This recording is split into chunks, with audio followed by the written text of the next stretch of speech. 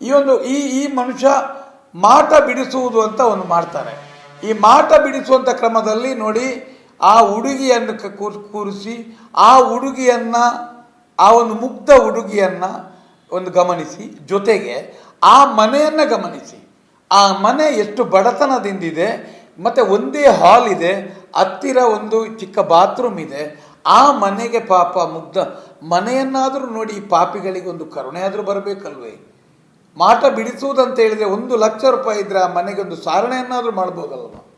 ನಾನು ಹೇಳುವಂಥದ್ದು, ಆ ಮನೆಗೆ ಹೋಗಿ ನೆನಪಿಡಿ ನೋಡಿ, ಇಲ್ಲಿ ಆ ಮಗುವನ್ನು ಕೂರಿಸಿ ಒಂದು ಕುಚ್ಚಲಕ್ಕಿಯ ರಾಶಿ ಹಾಕೋದು, ಮತ್ತು ಎದುರುಗಡೆ ಬಣ್ಣದ ಒಂದು ಮಂಡಲ ಹೊಡೆಯುವುದು.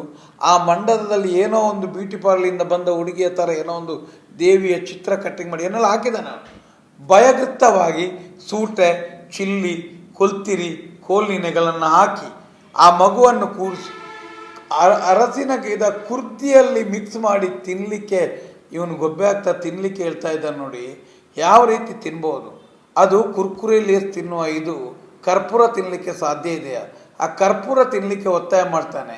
ಜೊತೆಗೆ ಒಂದು ಕೋಲಿಯನ್ನು ಕೊಟ್ಟು ರಕ್ತ ಕುಡಿ, ಬಾಯಿ ಬಿಡು, ಬಾಯಿ ಬಿಡು, ಬಾಯಿ ಬಿಡು ಅಂತಾನೆ. ಏನಂತ ಬಾಯಿ ಬಿಡಲಿ? ಆ ಪರಿಸ್ಥಿತಿಯನ್ನು ನೋಡುವಾಗಲೇ ಆ ಮಗು ಅರ್ಧ ಜೀವ ಆಗ್ತದೆ.